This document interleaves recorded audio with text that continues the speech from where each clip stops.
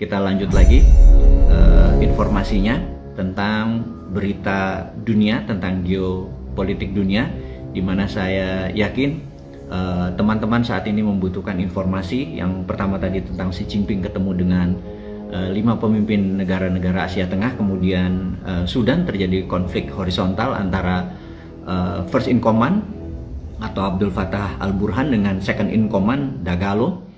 Dia adalah orang nomor 1, nomor 2, yang satunya Menhan, yang satunya Wamen gitu aja, yang satunya pemimpin militer. Dua-duanya tadinya bergabung untuk mengalahkan presiden yang lama di kudeta di tahun 2021. Kemudian terjadi konflik. Yang menarik adalah Abdul Fattah al-Burhan di belakangnya adalah Amerika, Muhammad Hamdan Dagalo di belakangnya adalah Rusia. Kita tahu di Sudan saat ini Rusia dengan Wagnernya sudah menguasai tambang-tambang emas di sana, dan sebagai gantinya Rusia memberikan pelatihan militer melalui Wagnernya. Dan sekali lagi Tiongkok bermain sangat cantik di Sudan, gitu ya. Karena di sebelah Tiongkok ada sebuah negara yang namanya Djibouti. Jadi kalau lihat dari sisi Afrika, laut Red Sea atau Laut Merah itu ada Mesir, ada Sudan, dan ada Djibouti. Dan di Djibouti itulah pangkalan militer Tiongkok terbesar dengan lebih 10.000 personel army ada di sana. Sahabat semua, kita menceritakan hal-hal seperti ini bahwa Amerika saat ini lagi dikepung, dan yang mengepung adalah Tiongkok. Ini saya lanjutkan lagi, sekali lagi. Tujuannya ada sahabat semua, adik-adikku, anak-anakku, mengerti geopolitik sehingga waktu 5 tahun lagi Anda memegang negara ini, pada saat 10 tahun lagi Anda memegang negara ini, Anda bukan hanya jago kandang, bukan hanya bisa membangun kekuatan di dalam negeri, tapi di luar negeri kita disegani, gitu ya. Dan kita tahu pada saat 18-19 Mei Xi Jinping bertemu dengan 5 pemimpin Asia Tengah. Apa yang dilakukan oleh Biden? Biden pergi ke Tokyo tanggal 17 Mei, dan harusnya selesai dari Tokyo dia harus ke Papua Nugini. Dan kenapa dia harus ke Tokyo? Karena di Tokyo dia harus ke Jepang, dia harus mengcounter. Kita tahu Tiongkok sangat serius untuk mengambil Taiwan, provinsi. Jadi Tiongkok melihat Taiwan adalah provinsi. Di negara itu disebut one country two system. Jadi country-nya sama-sama China, tapi ada demokrasi yang di Taiwan, dan ada komunis di Cina daratan. Dan ke depan mereka yang menginginkan menjadi one country one system. Sekarang one country two system. Dan cita-cita Tiongkok, one system tersebut adalah provinsi Taiwan akan diambil. Dan banyak yang masih menganggap bahwa nggak mungkin Tiongkok berani perang, military war. Tapi Bosman atau Newman sudah sejak 2-3 tahun lalu mengatakan pasti military act atau tindakan militer. Dan sekali lagi, kita harus siap, kita harus mengambil peluang. Dan teman-teman, kita masuk ke rencana Biden ke Papua Nugini, padahal sudah dalam 100 tahun tidak ada pemimpin Amerika yang ke Papua Nugini. Dan ada apa dengan negara-negara Pasifik? Rupanya di Papua Nugini itu ada 18 negara Pacific Island ada bertemu di Papua Nugini. Rupanya Amerika hadir, memaksa dirinya hadir, karena mereka baru tahu bahwa di 18 negara Pasifik Selatan tersebut ada 2.000 proyek Tiongkok. 200-nya ada di Papua Nugini. Amerika Sekutu Barat kaget betapa cengkeramannya Tiongkok sudah masuk negara-negara Pasifik Selatan tersebut.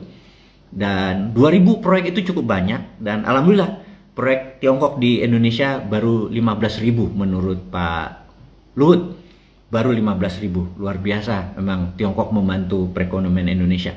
Jadi kita melihat secara geopolitik Amerika sangat cemas dengan kekuatan Tiongkok di negara Selatan Pasifik.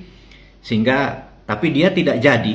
Kenapa tidak jadi? Karena di Amerika dia bisa kena impeach. Apa itu kena impeach? Kena mosi tidak percaya karena ceiling atau debt ceiling atau hutang dari negara dalam negeri Amerika sudah mencapai 31 triliun dolar. Dan ini sudah 130% dari PDB-nya Amerika yang 25 triliun dolar ke 31 triliun dolar. PDB Amerika 25, hutangnya 31, udah ceiling, sudah 100%. Dan mau nggak mau, negara Amerika per Juni ini tidak bisa membayar gaji karyawan atau APBN-nya tidak punya uang untuk biaya operasi. Tentunya yang dilakukan adalah Biden sebagai wakil dari Partai Demokrat mengharapkan ceilingnya tadi dinaikin dan berhutang lagi. Ingat ya, negara Amerika juga berhutang, dan saya tidak menentang dengan kalimat negara Amerika berhutang, tapi ingat, hutangnya Amerika adalah dalam US dollar. Sekali lagi ya, hutangnya Amerika dalam US dollar. Ini yang harus Anda tekankan, Anda ingatkan kepada mereka-mereka yang pejabat yang harus bilang utang Indonesia aman, utang Indonesia iya, tapi utang Indonesia kan dalam mata uang asing, sementara mata uang seperti Amerika utangnya pada dolarnya sendiri. Jadi kalau dia mau printing money terserah. Nah, di sini ada teori konspirasinya yang buat teman-teman dimanapun mohon dipertimbangkan, bahwa di Papua New Guinea itu bersebelahan dengan Papua, dan apakah kehadiran Biden di sana adalah bagian dari rencana. Karena kalau Amerika printing money lagi, tentunya Amerika memerlukan nggak mungkin angin, nggak mungkin underlay-nya angin, jangan-jangan underlay-nya adalah underlay-nya adalah emas, dan emas yang paling terbaik tentunya emas di Freeport, di Oksibil, di sebelah Papua Nugini. Dan apakah nanti ada rencana mereka untuk membuat seperti Timur Timur dulu? Saya pikir Indonesia harus melakukan banyak strategi, termasuk Anda sahabat semua, untuk mempelajari apakah benar Indonesia ini akan di timur-timurkan sekali lagi. Dan saya harap jangan. Inilah kita gunanya hari ini, kita masuk ke sosial media untuk membangkitkan, mengingatkan, menyadarkan siapapun itu tanpa meniat mendiskreditkan atau menyalahkan gitu ya. Ini semua sudah terjadi, jadi kita mengingatkan bahwa apakah skenario-nya Amerika nanti pada saat printing money adalah mengharapkan untuk Freeport itu emasnya adalah buat mereka, dan untuk itu mereka mengambil pulau Papua. Semoga jangan terjadi, dan hal itu harus terus diingatkan. Jadi teman-teman, itu adalah berita dunia yang saya fokuskan, sehingga Anda bisa melihat betapa Tiongkok strateginya main di Ukraina dengan membantu Rusia. Tiongkok membangun aliansi dengan Asia Tengah. Tiongkok membangun di Djibouti, dengan Rusia mengambil Sudan, kemudian Tiongkok bersiap-siap mengambil Taiwan, dengan gempuran terdekat adalah bersiap-siap dengan basis negara Pasifik Selatan. Jadi apapun itu, ini bermain cantik. Yang saya berharap Indonesia juga pemimpinnya kelak atau saat ini pun sudah sadar untuk bermain cantik. Misalnya bermain cantik tuh IKN itu powernya adalah tenaga nuklir misalnya, kayak gitu ya, sehingga kita punya pengayaan nuklir, sehingga kita punya power plant berbasis nuklir, sehingga kita bisa direspek bahwa negara Indonesia pun bisa mengelola nuklir tersebut sebagai energi, atau sebagai alat deterrent atau alat tawar atau alat gentar gitu ya. Itu semua adalah tergantung dari sahabat semua mengingatkan pejabat sekarang, atau one day Anda nggak lama lagi mengendalikan negara ini, bisa mengingatkan semua orang, pejabatnya, dan termasuk diri Anda, termasuk diri saya, bahwa Indonesia udah wajib untuk punya power plant berbasis nuklir, terutama di IKN gitu ya. Jadi sahabat semua, kita akan masuk ke topik berita nasional. Sekali lagi, berita nasional kita tahu ada tadi berita dunia dalam beritanya sudah selesai, kita masuk ke berita nasional sekarang. Kita tahu ada kemungkinan besar paslon saat ini yang bertanding di 2024 adalah Pak Ganjar, sudah pasti karena firm PDIP-nya. Kemudian kedua adalah Pak Anies dengan Nasdem, Demokrat, dan PKS-nya. Dan mudah-mudahan firm semuanya ya mencalonkan. Dan kemudian ketiga kita bisa melihat Pak Prabowo, itu juga bisa dengan siapapun, dengan Mas Erik apa segala macam bisa. Dan sebenarnya bisa 4 paslon, di mana Golkar pun sebenarnya punya power untuk 20% threshold. Jadi sebenarnya bisa 4 paslon sebenarnya, 4 paslon. Tapi kemungkinan adalah 3 paslon. Dan kita tahu baik 3 paslon atau 4 paslon pasti 2 ronde. Ini sekedar mengingatkan sahabat semua. Ronde pertama adalah di bulan Februari, dan dengan berharap ada 50% plus 1. Kalau hal itu tidak tercapai, maka di bulan Mei ronde kedua. Dan ini kita utak-atik gatuk ya teman-teman ya, maaf sebentar, ini hanya sekedar untuk merefresh teman-teman, bahwa kalau yang masuk babak kedua adalah Prabowo versus Anies misalnya kayak gitu, maka kemungkinan besar Ganjar akan gabung Prabowo gitu ya. Terus kalau yang masuk adalah Ganjar versus Anies, kemungkinan Prabowo yang akan gabung ke Ganjar gitu ya. Dan ada yang menarik, kalau yang masuk adalah Prabowo versus Ganjar, maka kemungkinan besar Anies ke Prabowo gitu ya. Jadi ini adalah utak-atik gatuk supaya Anda memahami semua itu. Dan yang menjadi pertanyaan, new mind di mana? Ini yang ditunggu sahabat semua. Setelah menimbang, setelah memperhatikan, setelah mereview dalam beberapa minggu ini, maka Bosman selaku inisiator dari New Mind Nation, di tahun 2024 ini kita memilih tidak salah satu di antara ketiganya, tapi kita akan berkolaborasi dengan ketiganya. Mudah-mudahan Anies bisa terima Bosman, nggak mungkin ya. Atau Prabowo bisa terima Bosman sebagai wakil, rasanya nggak mungkin juga. Jadi lebih baik siapapun pemimpinnya, nomor 1, nomor 2, nomor 3 nanti yang menang, maka New Mind akan mengajukan salah satu alternatif ekonominya adalah menggunakan konsep-konsep yang kita sudah siapkan, kita sudah prepare. Apakah kita akan tidak membangun IKN? Enggak begitu. Bedanya New Mind dengan yang lain, New Mind tidak pernah terfikir untuk balas dendam.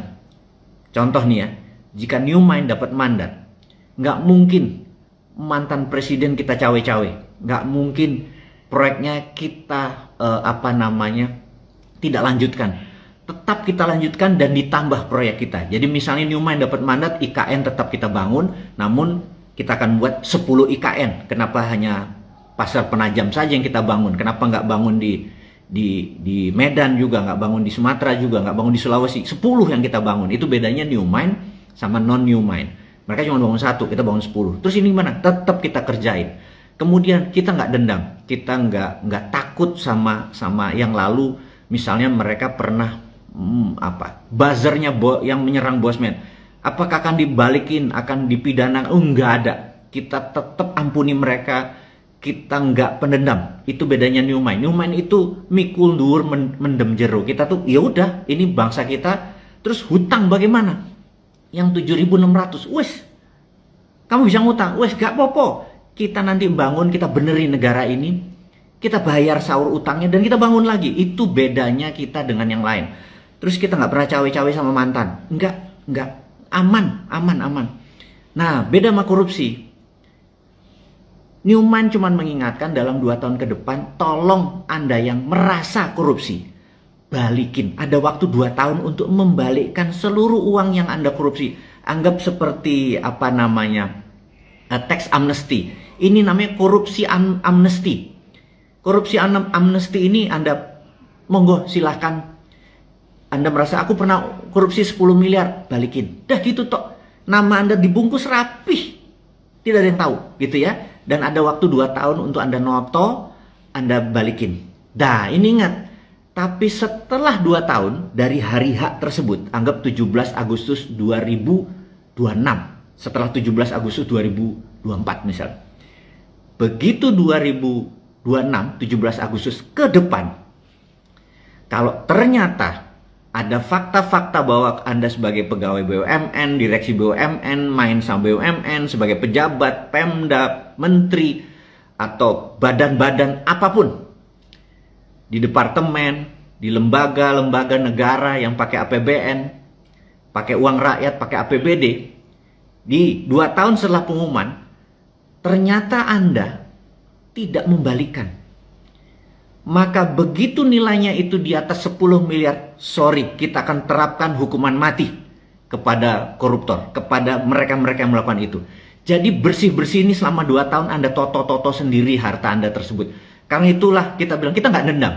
Anda nyolong sendiri kok, balikin sendiri. Kita nggak dendam, kita nggak pidanakan Anda, nggak akan balikin memburukkan nama Anda. Nggak ada nama buruk ke depan tuh, benar peace, berdamai kita. Tapi sekali lagi, untuk yang korupsi berbeda. Pokoknya ngaku aja, balikin, dah gitu aja. Tapi ingat, begitu ketahuan di atas 10 miliar habis Anda, gitu ya. Di bawah 10 miliar, 1 sampai 10 miliar Anda penjara seumur hidup, dan seluruh nama di KK, di kartu keluarga Anda, maaf, tidak boleh pakai fasilitas negara, nggak boleh sekolah negeri, nggak boleh pakai RSUD, nggak boleh pakai apapun yang bersifat negara yang punya. Anda pakai swasta aja. Anda nggak boleh keluar negeri, Anda nikmati aja di dalam negeri ini, karena itu sudah Anda beresi sendiri. Jadi kita tegas sekali urusan itu nanti. Sekali lagi, New Mind tidak penendam. Jadi kita nggak cawe-cawe di masa lalu, tapi ya korupsi Anda yang balikin.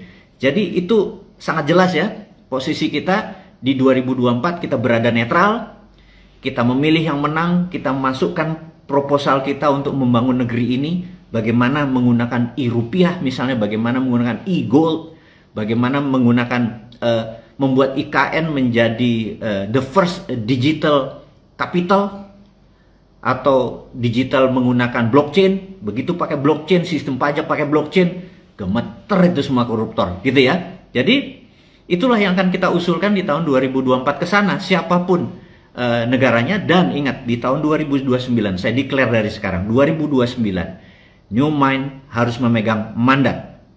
Ini yang kita bilang kita tunda selama 5 tahun ke depan dengan sabar. Di 2029 New Mind masuk pasti. Itu saya garansi masuk, dan Anda semua adalah orang-orangnya tersebut, gitu ya. 2024 kita support siapapun itu yang akan membuat masa transisi yang tua-tua ini di era reformasi. Ingat ya, kita tahu selama 32 tahun itu Orde Baru berakhir di 2017-2018, kemudian dari 2017-2018 sampai sekarang selama 25 tahun itu adalah era reformasi. Dan ini adalah nanti nih 2024 sampai 2029 adalah masa transisi reformasi terakhir, karena kita menganggap reformasi doesn't work. Ini ngomongnya jelas. Karena ke depan doesn't work, bukan kemarin. Kemarin berhasil menumbangkan Orde Baru.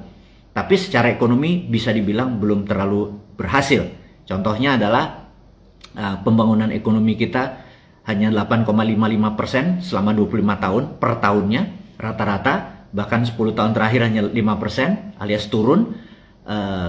Tapi hutang naik 738%, nggak apa-apa, hutang nggak masalah, karena nanti New Mind yang nyelesain, nggak popo, wes aman-aman, kita tahu cara mengendalikan negara ini, gitu ya.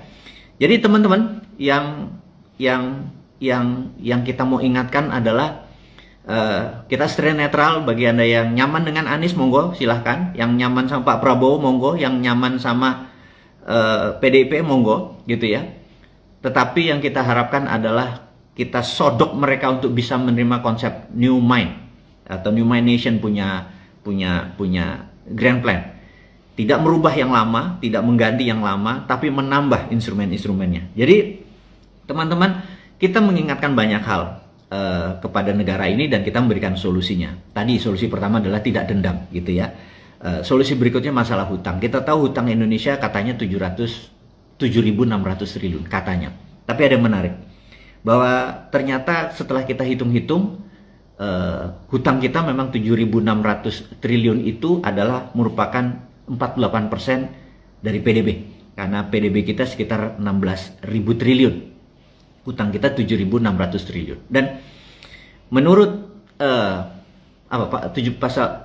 undang-undang saya lupa 17 tahun 2003 saya lupa ya, bahwa PDB tidak boleh, hutang tidak boleh lebih 60% dari PDB.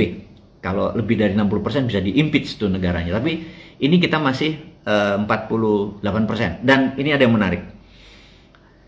Setelah kita mereview, ternyata BUMN itu punya hutang 6.000 triliun. Ternyata BUMN itu memiliki hutang 6.000 triliun. Kenapa hutang BUMN tidak dimasukkan ke APBN? Ini sebuah pertanyaan yang mohon para pejabat negara menjawab, gitu ya.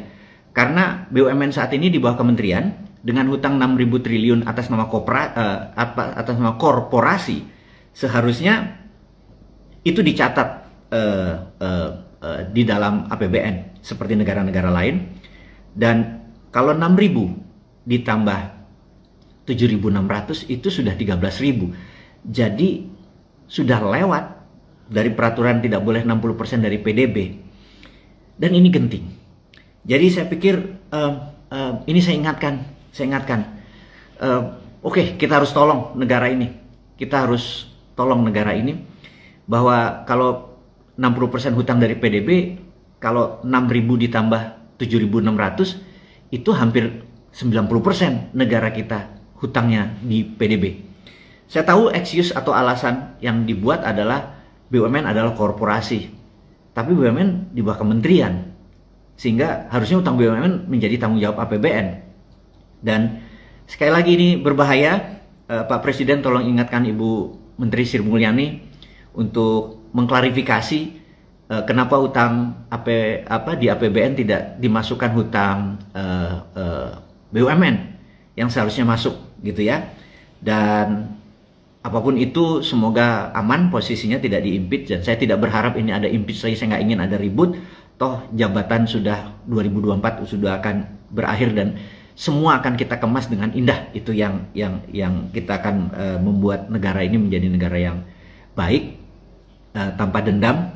Dan saya berharap ke depan adalah fresh, semuanya segar, semuanya melihat ke depan, masa lalunya kita tutup. Jadi, dan ada hal yang penting, sekarang kita masuk ke informasi yang saya pikir menjadi sangat penting, karena salah satu untuk Indonesia berdaulat di tahun 2045 atau 22 tahun dari sekarang adalah kita berharap Indonesia bisa menggunakan e-gold atau transaksi berbasis gramasi emas.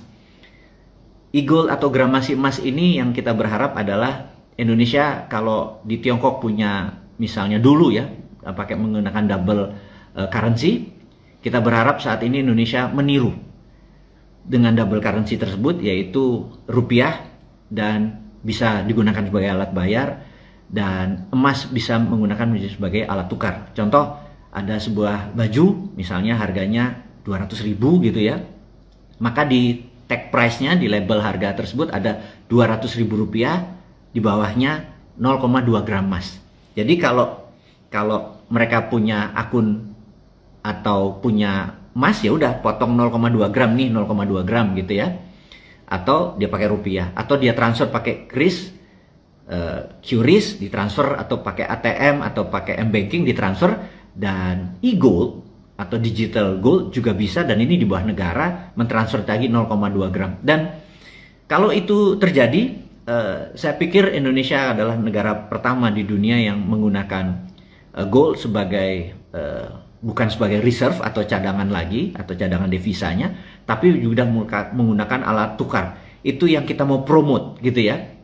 Nah, kita tahu hal itu mengharuskan negara ekstra berani, sekali lagi ekstra berani. Kita tahu Gaddafi dieksekusi gara-gara ingin negara Afrika menggunakan gold base atau menggunakan gramasi emas sebagai alat bayar. Kemudian kita tahu sewaktu Saddam Hussein menginginkan euro bukan dolar lagi, dan emas sebagai beli itu minyaknya juga dieksekusi. Dan kita harus bermain cantik kali ini, tentunya harus bermain cantik. Kita harus berpihak pada negara-negara yang kuat seperti Rusia dan lain sebagainya. Kita harus main, misalnya kita ikut di BRICS dan lain sebagainya. Itu strategi yang saya harapkan. Dan saat ini sebagai sponsor sebentar, bahwa Dinaran alhamdulillah per hari ini adalah ulang tahun ketiga, dan Dinaran adalah mungkin satu-satunya di dunia sebuah aplikasi yang bisa menggunakan emas sebagai alat tukar, alat bayar tetap rupiah, alat tukar. Jadi saat ini alhamdulillah ada 300.000 nasabah di Dinaran yang sudah enjoy selama 3 tahun ini. Dan saya berharap malam ini selamat ulang tahun bagi Dinaran di ulang tahun ketiganya. Semoga terus semangat, walaupun ATM-nya masih 1, bercita-cita tahun ini 10, dan mudah-mudahan tercapai 10. Selain ada di seluruh Indonesia, nanti ATM-nya untuk mereka mengambil fisik emasnya juga bisa melakukan gramasi. Alat tukar emas ini semakin berjaya dan ekosistem emas mudah-mudahan bisa diterima di seluruh Indonesia, sehingga nanti di 2045 bukan hanya Indonesia yang memegang gramasi emas, tapi di ASEAN atau bahkan mungkin 50% transaksi dunia sudah bisa menggunakan emas. Itu adalah salah satu usulan dari New Mind untuk menggunakan emas sebagai alat tukar. Sekali lagi, bukan alat bayar. Rupiah adalah tetap menjadi alat bayar. Ini menjadi alat tukar dan ini akan menjadi pembawa keadilan, karena kita tahu harga emas dimanapun sama. Saya cuman bermimpi suatu hari Anda datang ke Saudi, ingin membeli barang di Saudi, Anda nggak usah tukar ke mata uang Saudi, ke real misalnya, tapi Anda lihat ada berapa emas gramasinya, tukar gramasinya. Anda datang ke Paris, Anda melihat tas di sebuah etalase yang sangat mewah, harganya misalnya 1.000 euro gitu ya, Anda nggak usah tukar sama euronya. Ada berapa? Ada gramasi emasnya, katakanlah gramasi emasnya adalah sekitar 20 gram gitu ya. Ya udah, ada transfer aja gramasi emasnya. Dan emas di mana-mana sama, sehingga tidak ada lagi exchange, lagi perubahan-perubahan terhadap itu. Dan ini semua bisa terjadi kalau negara Indonesia berani mengambil perannya sebagai negara pertama di dunia yang menggunakan emas sebagai alat tukar. Dan sekali lagi, New Mind mengusulkan nanti di tahun 2024 ke sana, government-nya ada pemerintahnya, misalnya Mas Anies atau Mas Prabowo, Pak Prabowo, itu bisa menggunakan instrumen ini sebagai salah satu alternatif. Emasnya bisa menjadi alat simpan, bisa menjadi alat tukar, dan ini menarik sekali. Jadi alhamdulillah baru 3 tahun Dinaran berdiri. Kalau Dinaran mau diambil pemerintah sebagai instrumen badan usaha milik negara, saya bilang saya akan memberikan itu semua untuk negara. Untuk Indonesia apa sih yang nggak kita kasih? Kita ini mencintai negara ini sampai tumpah darah terakhir kita mencintai, dan kita tetap ingin negara ini utuh ke depannya. Jadi sahabat semua, kita berharap ditanya New Mind ini usulannya apa lagi? Kalau lo cuman tadi mengkritik hutang, mengingatkan tentang luar negeri gitu ya, apalagi ada yang menarik sahabat semua, mungkin ini di penghujung diskusi adalah kemarin saya bertemu sahabat saya yang lagi ngajar di Stanford University dan baru kembali diskusi sebentar, Pak Gita Wirjawan. Dia bilang dengan kalimat santai waktu itu, bro, lo tahu di zaman kita dulu berapa mahasiswa Indonesia di Amerika? Maka kebetulan kita hanya beda 2 tahun di kampus dulu. Dia lebih senior tentunya. Terus tapi ilmunya ya, kalau umurnya beda 2 tahun tapi ilmunya jauh di atas saya. Saya bilang 16.000. Saya bisa dengan cepat sekali menyebutkan angka itu di tahun di tahun 80-an akhir dan 90-an awal tuh saya bilang 16.000 karena saya aktif Permias waktu itu, Persatuan Indonesia Mahasiswa di Amerika Serikat. Dan dia bilang benar. Lo tahu sekarang berapa? No idea, nggak tahu berapa. Nggak lebih 10.000 bro, 8.000-an. Oke. Mau kemana nih pembicaraan kita? Enggak. Gue tuh cuman merasa kalau Indonesia mau jadi global player, tiru India dan tiru Tiongkok. Kenapa India dan Tiongkok? India saat ini ada 200.000 mahasiswa India di Amerika. Ada 300.000 mahasiswa Tiongkok di Amerika. Dan itu baru sekarang, belum tahun-tahun kemarin karena 5 tahun. Dan yang menariknya, dari 8.000-an mahasiswa Indonesia itu 95% adalah bayar sendiri, tidak pakai beasiswa.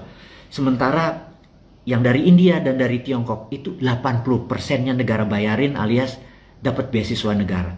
Anda bisa bayangin, 10 tahun dari sekarang, itu baru di Amerika loh, belum di Eropa, belum di negara-negara lain yang Tiongkok dan India kirim.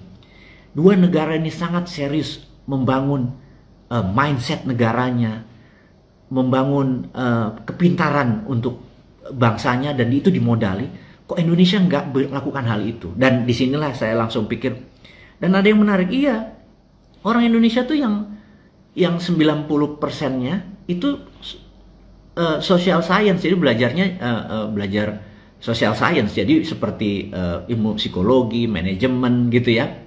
Tidak belajar tentang science, bukan decoding, tentang bioengineering, tentang nuklir dan lain sebagainya. Jadi Dan sementara mereka-mereka itu yang belajar adalah sains yang mereka masuk gitu ya. Hal-hal yang social science itu ya minoritas. Ini bagi saya adalah sebuah informasi yang harus kita publikasi ke teman-teman semua. Dan bisa dibayangkan kalau setiap tahun ada 200.000 saudara kita selama 4 tahun ke negeri seberang belajar dan terus selama 10 tahun balik ke Indonesia membangun karya-karyanya. Indonesia ya benar 10 tahun lagi menjadi global player, tetapi sayang 5-10 tahun terakhir ini tidak dilakukan hal itu gitu. Di sini kita mau mengingatkan kepada pemerintah yang katanya nanti kita akan menjadi negara nomor 4 di dunia kekayaannya, tetapi jangan kekayaannya yang jadi nomor 4 saja, tapi powernya juga, efek gentarnya juga, efek produktivitasnya juga, karya-karyanya juga. Jadi jangan sekadar jadi market kita, negara kaya tapi jadi market karena tidak berdaulat. Kita nggak mau jadi negara market atau negara pasarnya orang kaya, negara-negara kaya, atau kita menjadi negara penyuplai bahan baku untuk negara kaya. Nggak mau juga gitu ya. Sekali lagi teman-teman, itu adalah sapaan di malam minggu. Kita lebih dari hampir 2000 nih kalau di total semuanya live. Jadi kita dapat rangkum di ujung acara ini adalah secara geopolitik. Anak-anak muda, sahabat semua, Anda harus ingat bahwa global players itu bermain dengan cantik. Xi Jinping main dengan cantik, Putin bermain dengan cantik, dan Amerika lagi terkobol-kobol negatif. Dan harusnya Indonesia ke depan, pilihlah pemimpin yang bisa membuat Indonesia menjadi global player. Saya nggak tahu apakah Ganjar bisa jadi global player Indonesianya, bisa ngomong ngelobi ke Papua Nugini, ngelobi ke Malaysia, atau Anies atau Pak Prabowo yang lebih gitu ya. Pilih mereka-mereka yang buat Indonesia jadi global player. Anda tahulah, saya nggak usah bilang bahwa pilih Prabowo atau pilih Anies atau pilih Mas Ganjar. Saya menyarankan pilihlah pemimpin bukan hanya benar ke depannya, tapi juga membuat Indonesia menjadi global player. Anda yang memilih itu siapa. Dan New Mind Nation terus di belakang siapapun yang menang. Kita memilih tidak oposisi yang ke depan ini. Kita akan support gitu ya. Kemudian kita mengingatkan bahwa untuk Indonesia menjadi global player, mindset dari teman-teman ini, kenapa nggak dibiayai negara untuk sekolah 3 atau 5 tahun atau minimum 2 tahun untuk ambil S2-nya di negeri seberang, dimanapun, lebih dari ratusan ribu selama 10 tahun ke depan, agar Indonesia bisa pikirannya terbuka, modern, dan bukan ilmu social science saja, bukan ilmu manajemen. Bukan jelek ilmu manajemen itu, atau salah, atau psikologi, bukan. Tetapi kita kurang orang yang harus melakukan ilmu science, teknologi, bioengineering, biochemical, yang ke depan ini banyak sekali tentang robotik, AI, dan lain sebagainya yang kita kurang ahli-ahli decoding dan lain sebagainya. Jadi teman-teman, ahli coding dan lain sebagainya. Jadi kita berharap pemerintah sekarang bangun, dan kemudian untuk IKN kita tetap dukung IKN, dan kita nggak pernah bilang harus IKN tidak jalan, tapi kita kalau New Mind nanti dapat, kita sarankan ya bangun 5, jangan 1 gitu ya.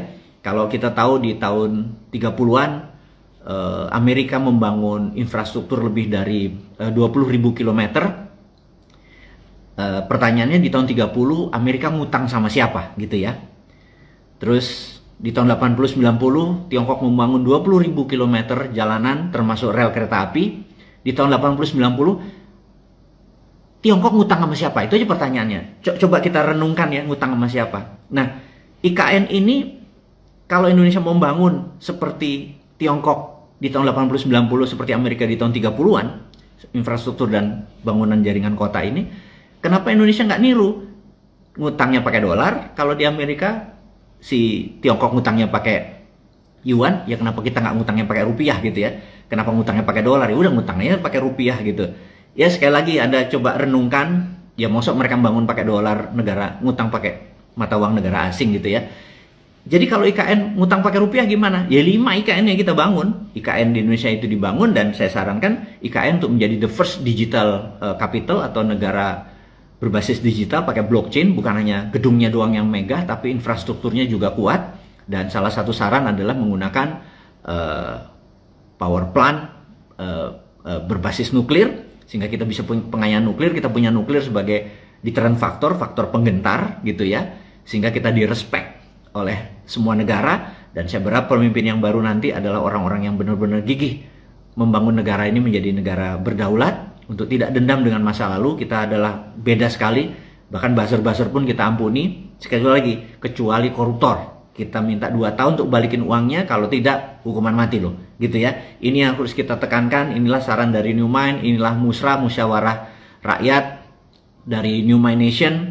Dan akhirul kalam, Dinaran yang berulang tahun ketiga, semoga teman-teman bisa mendownload aplikasi Dinaran dan portfolionya ketimbang ditaruh di tempat rupiah, mau sedikit ditaruh di emas, karena kita tahu pertama kali dalam sejarah emas mencapai nilai tertinggi, salah satunya dikarenakan gelisahnya dunia akan resesi dan perang. Dan terakhir adalah kalau Amerika benar-benar mau printing money, Amerika nggak mungkin kali ini nggak pakai underlying, kemungkinan akan pakai emas, sehingga harga emasnya akan bergerak naik. Sebelum itu naik, teman-teman sudah punya sedikit tabungan emas tersebut dan Anda bisa letakkan dimanapun. Akhirul kalam, terima kasih waktu Anda, sukses, sehat selalu. Mohon maaf lahir batin. Wassalamualaikum warahmatullahi wabarakatuh.